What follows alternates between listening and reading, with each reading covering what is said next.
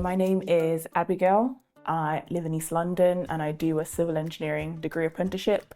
I'm currently in my 5th year and it's about a 6-year or 5.5-year course. I did maths, physics and arts at A levels.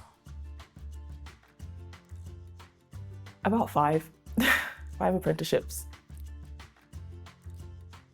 I wear business casual, so something like a shirt or a cardigan. And then when I go on site, I wear a hard hat and full PPE with steel toe boots. No, I don't go to the office every day. It's quite hybrid. I go in like once a week, twice a week, but depends on my team's needs.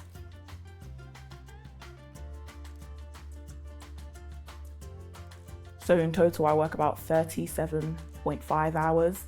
And I have 7.5 of those hours studying.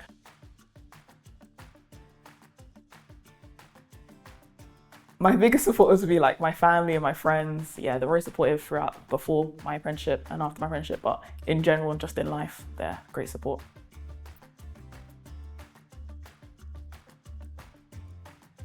Yes, we do need more women in engineering, especially in higher roles and senior roles.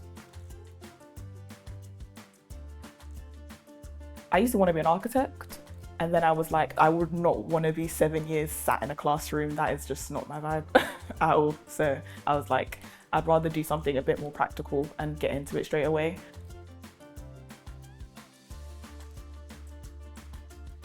I think civil engineering as a job has so many avenues. So if you wanted to do transport, wanted to do nuclear, wanted to do aviation, wanted to do defense, it's all under the banner of civil engineering, so I could pick and narrow it down while in the job. I'm not gonna lie, I feel like no one knows what a civil engineer does. One day to day, I work in water. So I do like pipework design for valves and meters that need replacing. I design the pipework to replace that.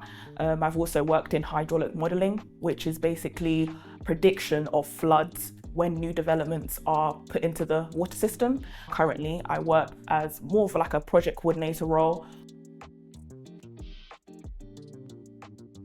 I think the CV, having nothing, no experience, and then having to say, yeah, hire me, I have no experience. I think that's a big one. You have to do like these strength-based questions, especially as someone who's like 16, 17, not knowing what a strength-based question is and how to answer it in the best way possible.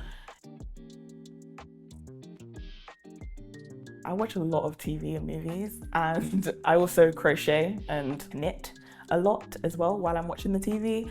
I used to swim, not as much because it's freezing, and I go on holiday.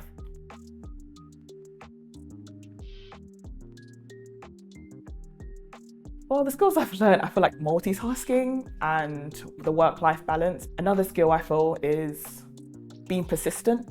The best way to get something out of a role is to ask and to push for what you would want. I feel like another skill is organization skills, especially an 18-year-old coming to the work world. You kind of have to grow up very quickly.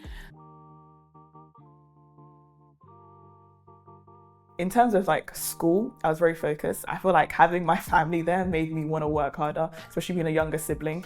And then I was like, I want something that I can learn firsthand. Once you get an apprenticeship, you have work and then you have uni. You have another thing that you have to do on top of that. These things called KSBs, which are things you need to tick off that you have the experience to do all these things.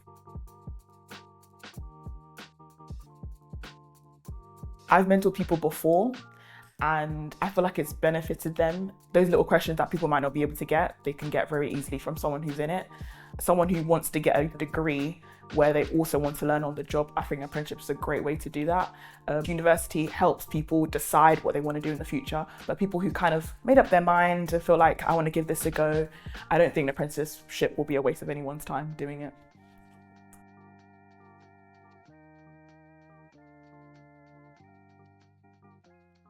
I would ask them, is there flexibility to move around in different teams? I would ask them, how is the support when it comes to apprenticeships? And I would also ask how to better my interviewing skills and CV. Hi, my name is Abby and I'm a mentor at Success at School Ask an Apprentice community, and you can ask me questions on engineering apprenticeships.